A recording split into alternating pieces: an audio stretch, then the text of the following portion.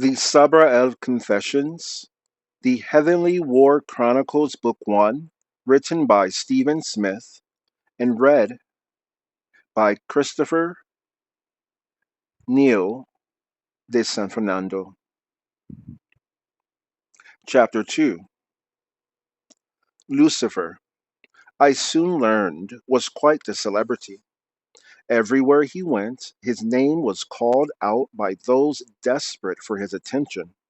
He floated from angel to angel like he knew everyone, and, always at his side, I flew as his wide-eyed companion. While most of my brothers had long ago settled into groups with whom they mingled between gatherings, Lucifer was ever on the prowl, conversing just long enough to elicit an outburst of laughter before moving on.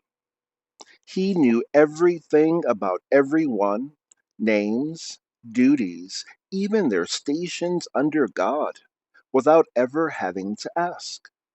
They loved him dearly for this, competed for his praise, and Lucifer, the gallivanting master of our heavenly society, ate it up. Right from the start, it was clear what a wonderful blessing I'd been given in the attention of such a respected figure in the heavenly hierarchy.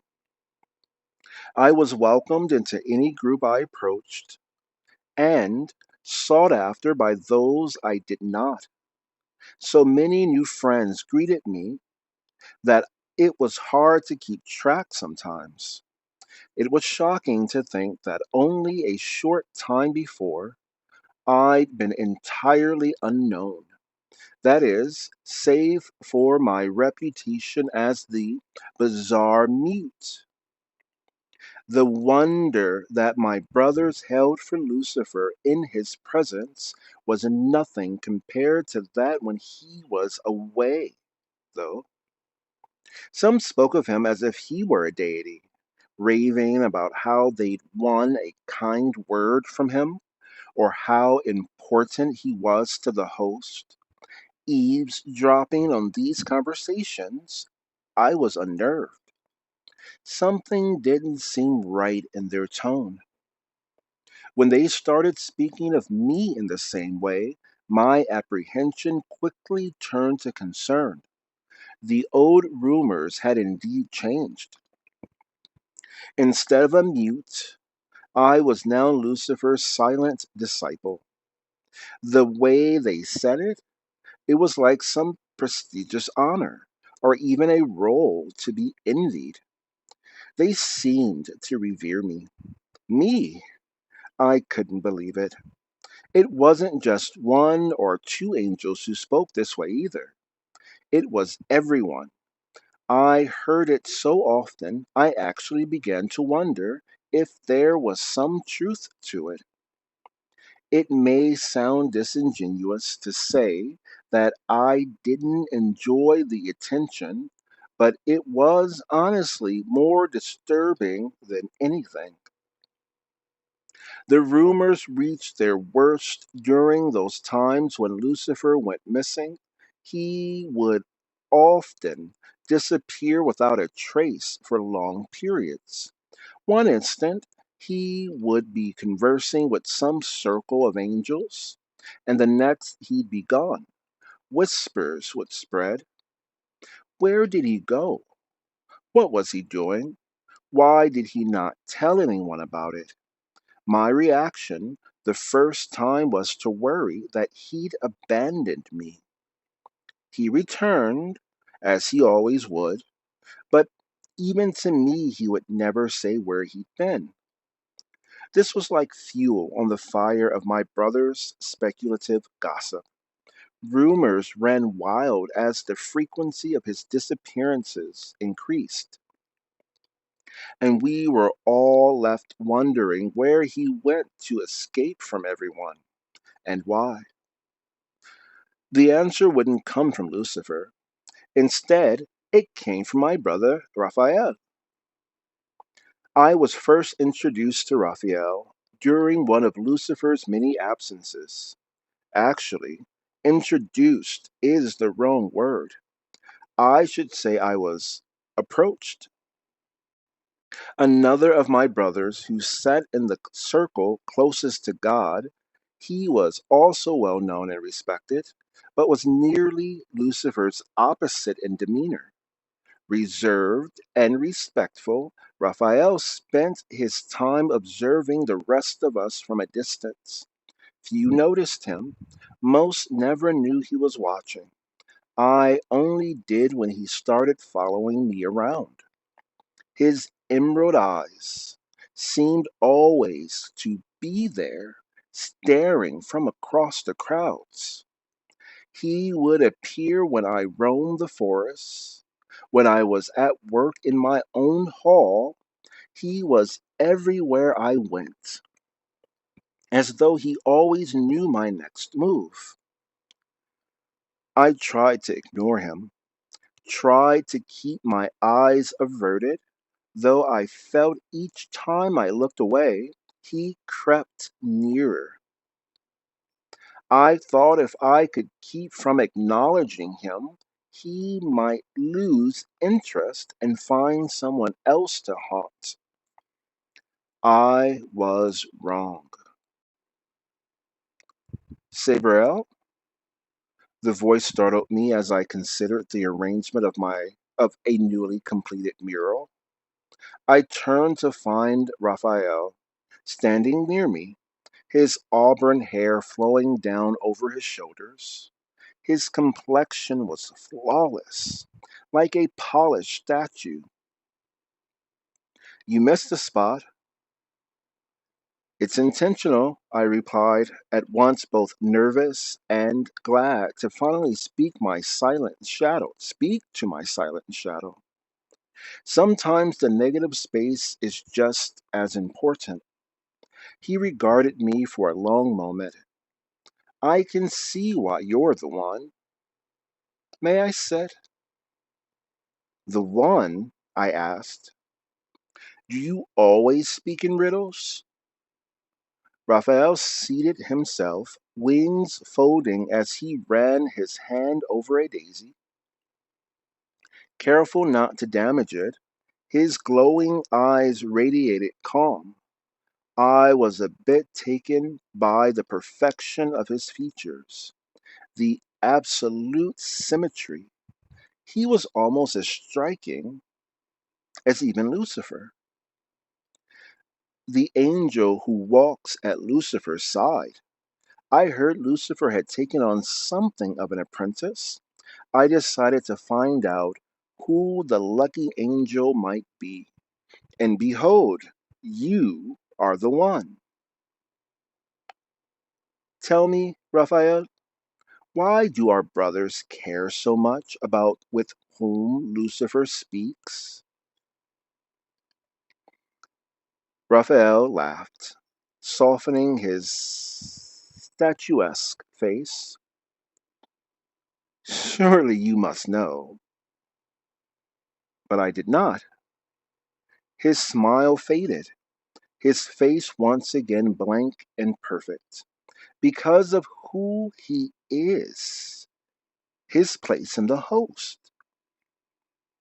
He paused, searching my face for a glimmer of the knowledge he was about to impart. He was the first of us, Sabrael, at one time the only being in existence next to God Himself. None of us knows how long creation was, just the two of them before another was created. Lucifer has always been closest to God and serves as his sole confidant in many matters. You must notice it when Lucifer is summoned away to speak privately with the Almighty. That's why everyone cares so much. To be close to Lucifer is to be closer to God. Dread swelled inside me with each word. the scent of the flowers making me sick, which was a feat since I didn't even know what being sick was. Why had Lucifer not told me? Why would he hide such a thing from the one he brought so close? But Raphael wasn't finished. Never before has Lucifer allowed any to get as close to him as you are. Never before has any been brave enough to try. You have become something of a legend. Doesn't help that you were silent for so long. Many think you were kept isolated for a reason. I have heard different theories of what that might be, but the most common is that you were chosen to be trained by Lucifer even then. Trained for what? I managed to ask around the tightness in my throat. My worries were coming to fruition. To join Lucifer in his private discussions with God. My breath caught with the shock of these words. Some of the flowers around us uprooted and floated up. Raphael smirked and plucked one from the air. That's the rumor anyway. I simply wondered if you might possess some unique talent to explain his interest. You realize that Michael and Gabriel are both just as curious. As the first created after Lucifer, how do you think they take it were you to be invited behind closed doors before us? You've been the subject of very interesting discussions as of late. I could hardly find my voice. It's hard enough finding out such a secret about a close friend, something kept from you for so long, but when the secret is actually about you, Lucifer, the angel who charmed me from solitude, the child of light I followed in adoration, had hidden from me perhaps the most important aspect of himself for the entirety of the time I'd known him. Why would he seek me out, befriend me, and then withhold all this? I didn't feel angered or betrayed. Again, these emotions didn't yet exist. I was concerned. Perhaps there was something troubling going on. Now that you have met me, I began again, what unique talent have you found? I'm sure you see there's nothing to give truth to the rumors.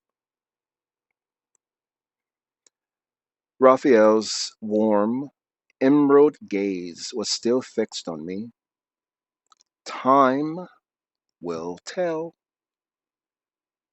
He rose from the ground and I asked, will you at least speak to the others? Tell them to end all these rumors and speculation?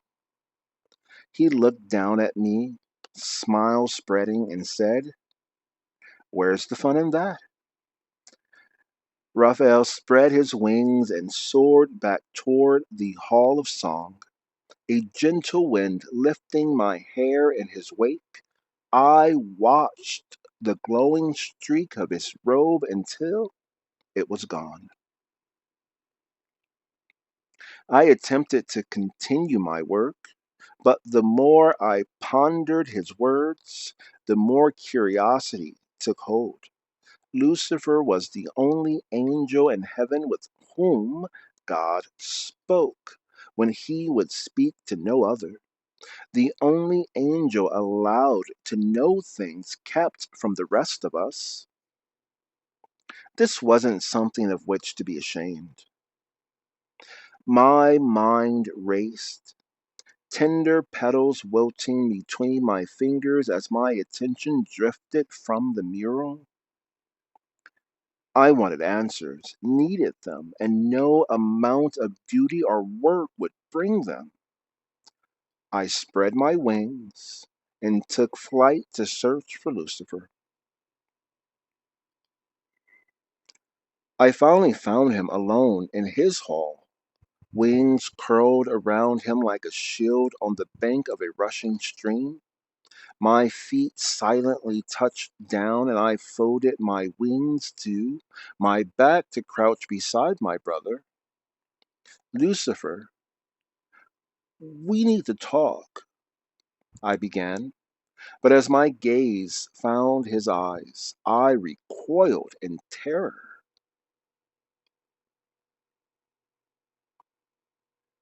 Lucifer remained still. He peered at me through the corners of his eyes, and I saw in them something never before encountered in heaven: despair. I nearly cried out as a teardrop fell from his chin to join the innumerable drops of the stream. While crying may be the first act of human life, no angel had ever cried before. We didn't even know it was possible. Awful thoughts that my brother had somehow injured himself filled my mind. Unsure of what to do, I hid my eyes from him. Lucifer saw this and covered his face, wiping away his tears even as new ones instantly rose in their place. Leave me here, Lucifer said. I am afraid beyond what I ever imagined was possible. I do not want you to feel it as well. I forced my shaking hands from my eyes. He knew this feeling, knew it by name. AFRAID, afraid. What is happening to you? What caused this? Lucifer turned his face toward me for the first time. It seemed this afraid had gathered entirely in his eyes. Why had it not spread throughout his whole body? Perhaps it would not look so startling. Tears ran down his face and dangled from his chin before falling to strike the surface of the stream, disappearing into its currents. I hoped we wouldn't need to retrieve them. Sabrael, Lucifer sobbed. It is our brothers. They drew this river from within me. This has happened before, I asked, shocked. How did our brothers have the power to do this? More puzzling than that, I didn't know what I could do to help. What I was seeing had been impossible before that moment. How could I know what might be done to stop his crying when I didn't even know what crying was?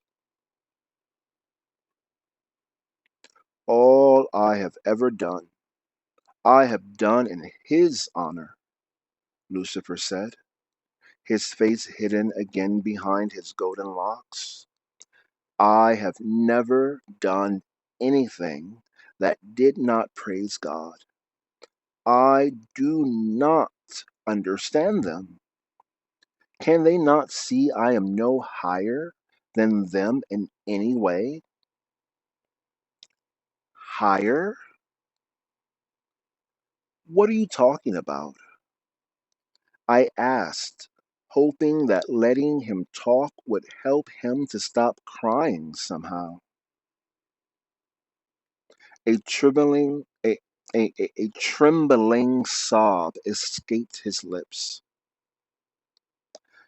The others believe, because I was first, that I speak to him in private, and because they feel my assigned tasks surpass theirs in importance and scale, that I that I am somehow above the rest of you. They believe that I am not as you are or as they are, but something between angel and God.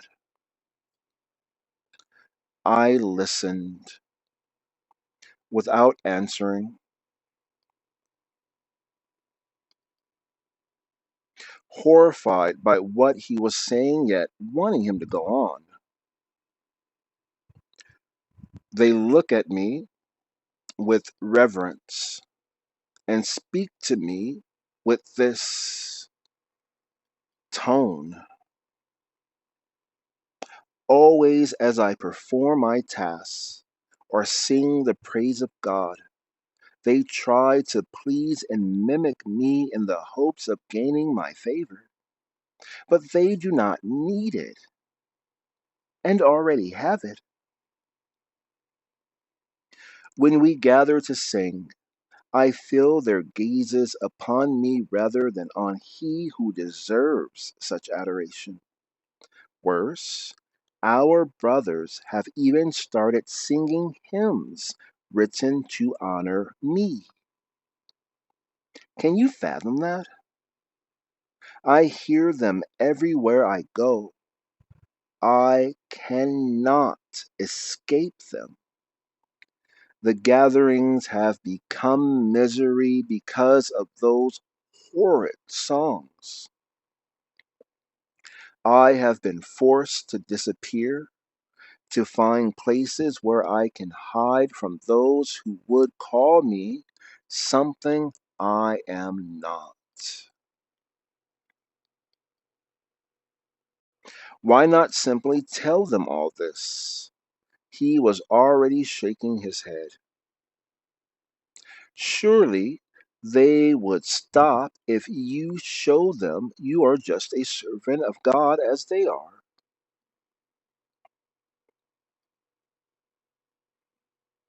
I have already tried on many occasions. They listen with deaf ears as they look with glazed eyes. It is useless to try to discuss this with them. Yet you discuss it with me, I said. It was more a statement than a question, but his expression became one of terror. He thought I meant it in thanks, like a devoted apostle. But that's not my intent. Lucifer, do you know what the others are saying about me? The shock in his eyes returned to sadness. He clearly did. Even now, as I write this, I'm still in awe of the range of emotions Lucifer had to deal with in that time. Everyone strange and new to heaven. Even his horrific tears must have held a kind of fearful fascination. I saw the maelstrom raging inside him, yet I was unable to empathize. I was focused on the question Raphael had planted in my mind, and I would not be swayed. Our brothers, believe me to be your apprentice. They think you are training me to be like you, to enter the Almighty's confidence at your side. They believe you chose me from among them instead of befriending me. Is this true? Am I somehow different from the rest of the host? Lucifer's face cringed, new tears spilling over his cheeks. Yes, my heart was racing so hard, my entire body quivered. Lucifer wiped the heel of his hand across his face. Can you not understand that's yours? Can you not understand that yours is the best way to see creation? You see heaven and all within as no one else does, for you see it all as the beautiful work of God, from the pillars in the hall of song to our very brothers. We're all pieces in one big demonstration of His love. Lucifer stood and paced, his tears dropping in a wounded trail along the ground. He reached out to the nearest tree and his hand touched the bark. He stopped as though remembering something. When I first introduced myself to you back in that forest, you were marveling at everything around you, not at how any one tree might be better than another because it was bigger, or one patch of moss over another because it had a more complex pattern. Each thing within that forest was just as beautiful and important as everything else, and you showed that by giving everything equal amounts of your attention. What makes you special is that you see our brothers the same way. You look from angel to angel and see what makes each one unique. This is a wonderful ability, brother, for you see every angel as equal.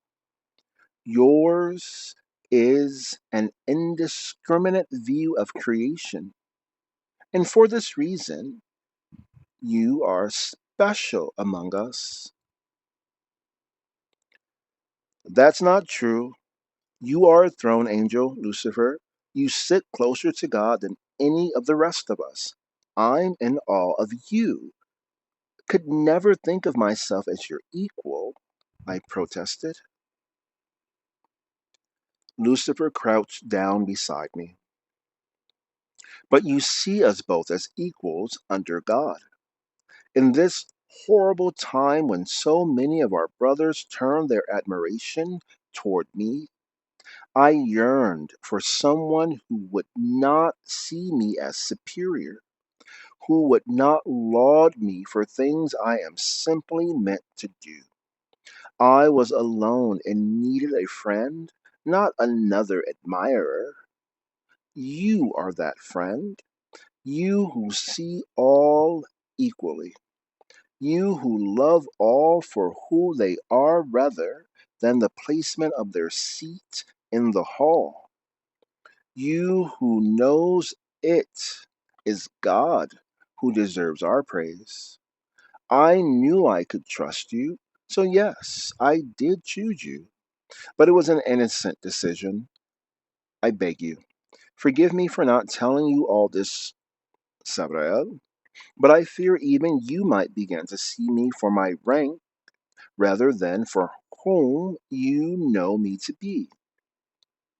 To say I felt remorse would be a terrible understatement. I could not hide my shame for coming to accuse him. My brother had been suffering in despair every moment I had known him, and I never even noticed. Only then did I gain a bit of understanding of how Lucifer felt, of how trapped he was in the scrutiny of the host.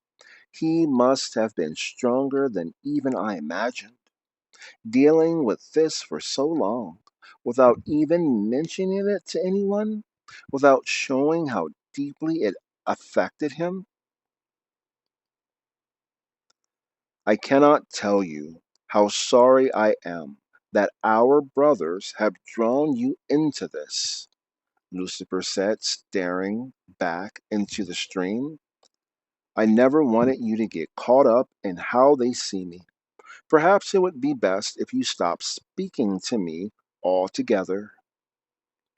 No, I said, appalled that he would even suggest it. I will not let you face this with no one on your side. The angelic choir suddenly burst into song, silvery voices resounding throughout heaven, and filling it with the praise of God. Lucifer's eyes widened and he bolted to his feet, shouting over the countless voices, "We are not there. We are missing the gathering."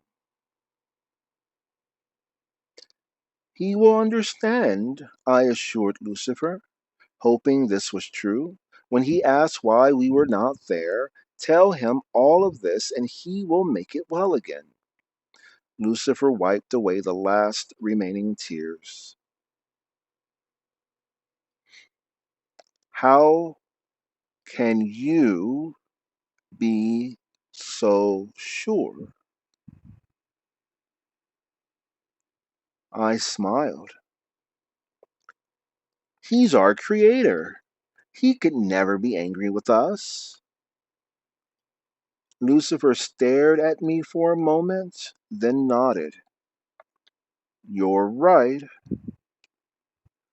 Of course you're right. I will not hide this torment any longer." I rose from the ground and Lucifer embraced me. "You are a good friend, truly special.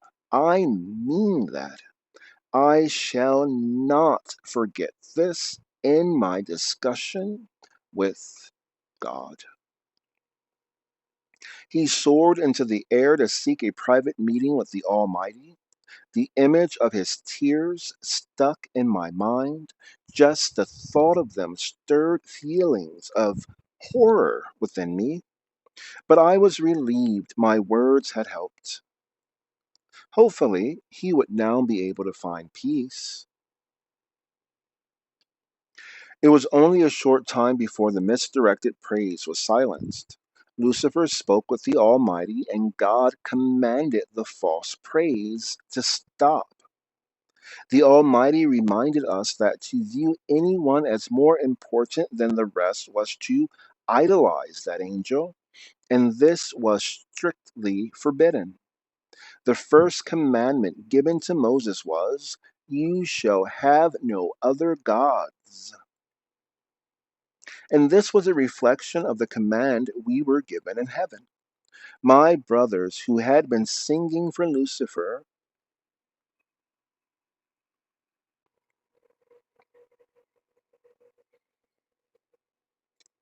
my brothers who had been singing for Lucifer were ashamed.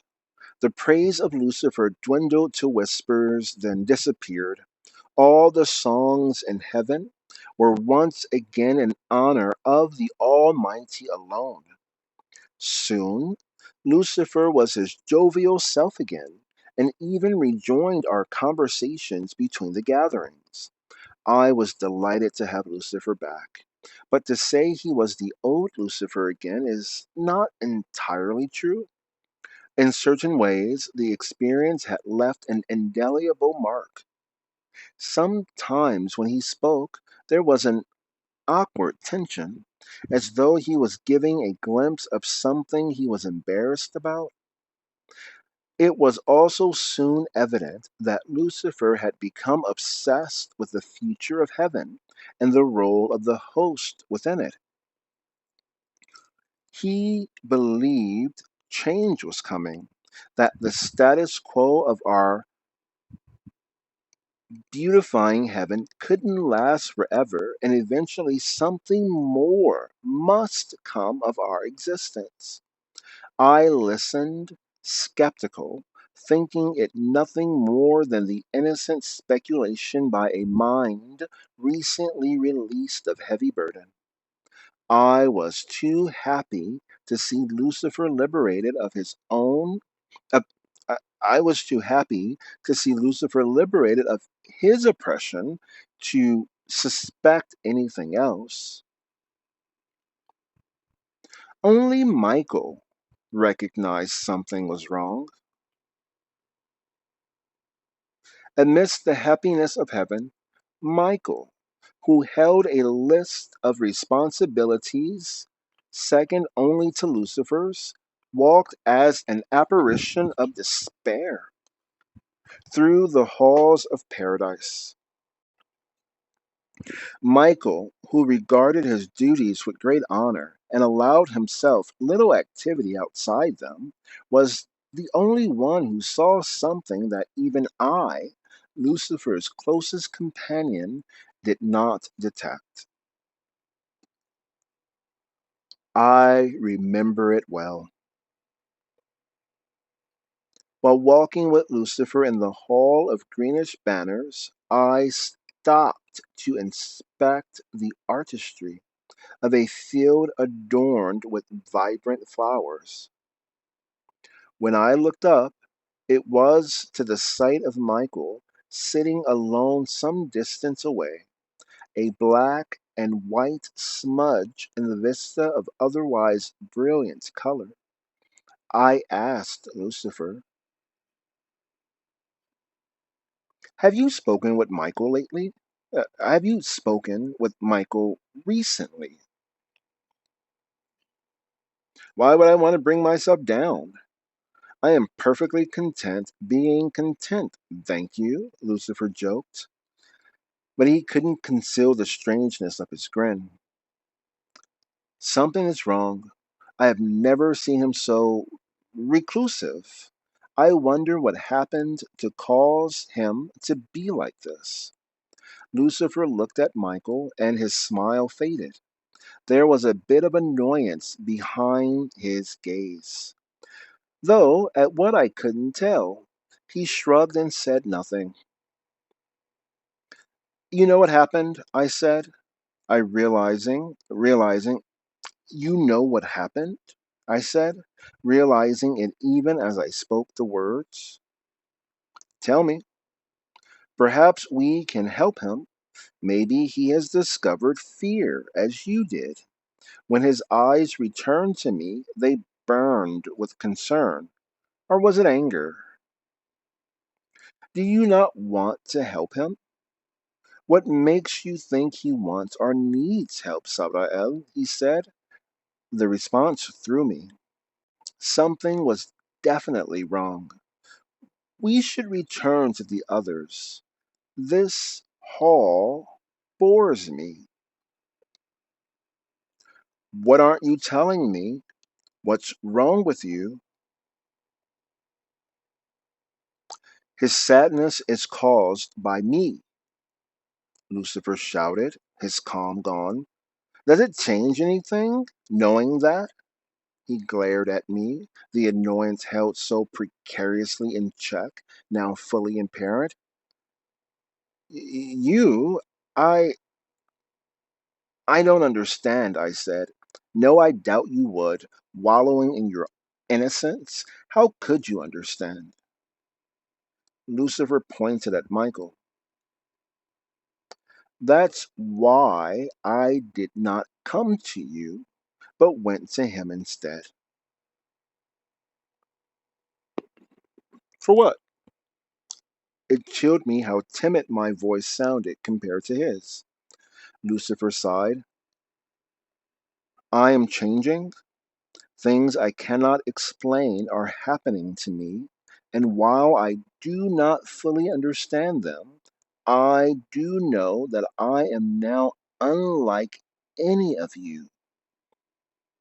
I looked at him, trying to understand what he meant, but how could I? I was naive, not innocent. All my experiences in heaven couldn't help me understand what he meant. Lucifer, seeing my confusion, finally threw up his hands, then caught me with a fierce look. For the first time in my existence, I was truly afraid of him.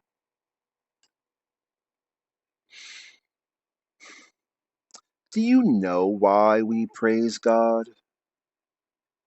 He asked me, his face drawing near, eyes narrowed. For a moment, I waited to see if such a ridiculous question was rhetorical. He's our creator. He gave us life and a paradise in which to live it. My hands shook under the strain of Lucifer's icy glare. We praise him because he loves us.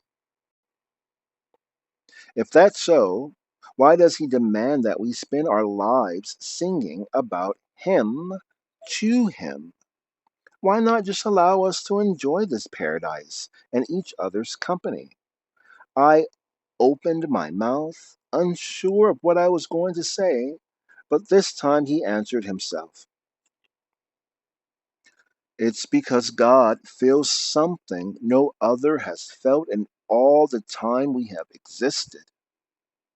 This feeling drives him to demand that we spend our precious time praising him instead of living as we should be for ourselves.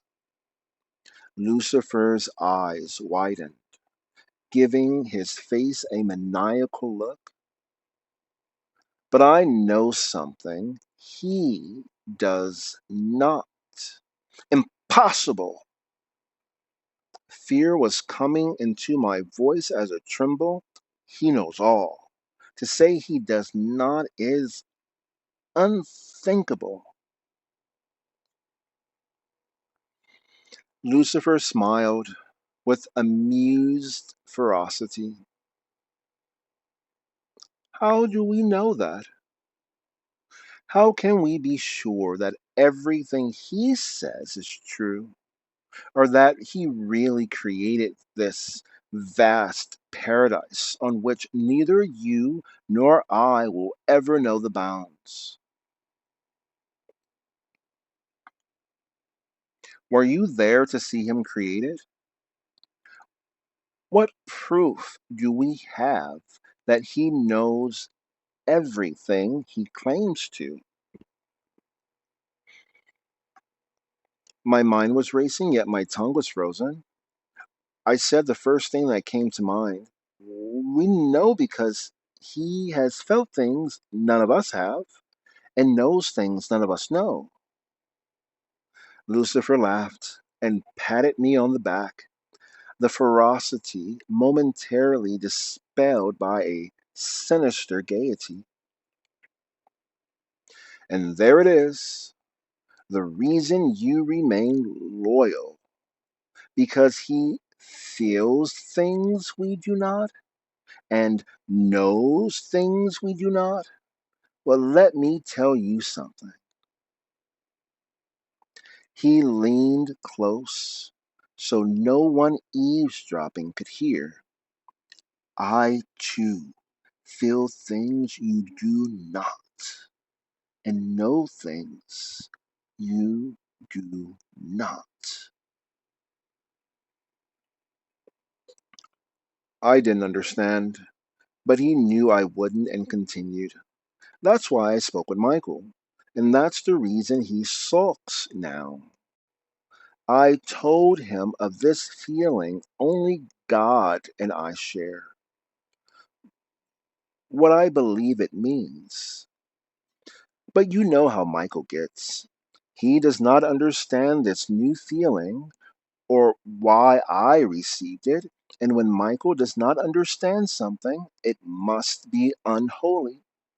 He begged me to go before God, confess what's going on, but I cannot do that yet. Not until I know more. All that little discussion did was make him worry. Should he worry? Should I? Lucifer smirked, so eager to get it out of me, so desperate to learn what horrid ailment has infected my fragile mind. I am only trying to understand, I said. The sweet hyacinth scent turned sour with my nervous tension. Lucifer shook his head, disgusted. When the others sang my praise, I was afraid. Each word from their lips grieved me. Each note they sang brought tremors of fear. I asked God to end it. With their silence, I was free again, happy for a time. It's what I wanted. But lately I have been missing it.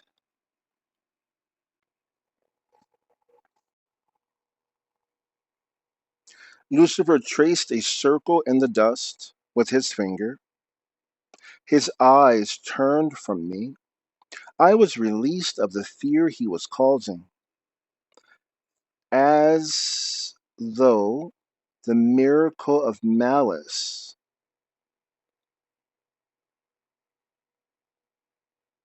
of moments earlier had only been imagined. I do not yet understand it. It's like it's unlike anything I've ever known. This feeling, the very mention of my name now brings a sense of importance, even power. I wonder why I never felt it before. It is wonderful, Sabrael. Nothing I know compares, save that moment when God's gaze falls upon you. I do not, cannot understand why He doesn't allow all to feel it. I crave it constantly, even find myself humming the very songs I helped to silence. Lucifer looked up, an innocent child once more.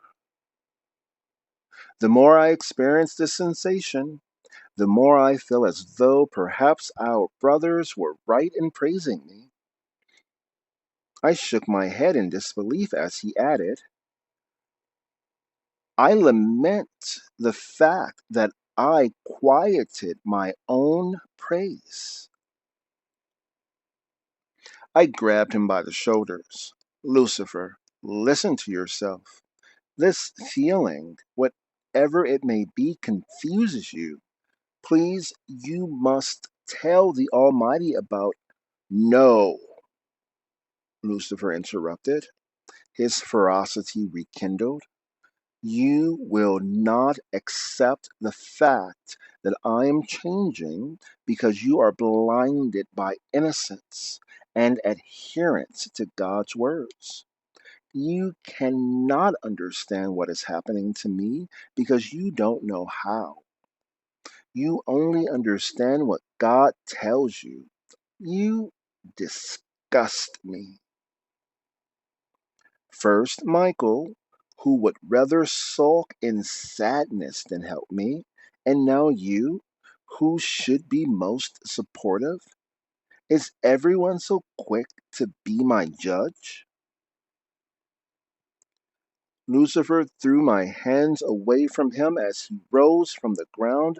I fear no one in heaven can help me.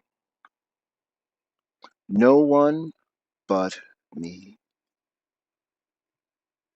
His jaw tightened as though he was pondering some idea that only now occurred to him. Before I could ask what it was, he took one last angry look at me, then flew away. I kept my gaze on the point where he'd disappeared for a long time. When I finally looked down, it was to find Michael staring at me in knowing silence.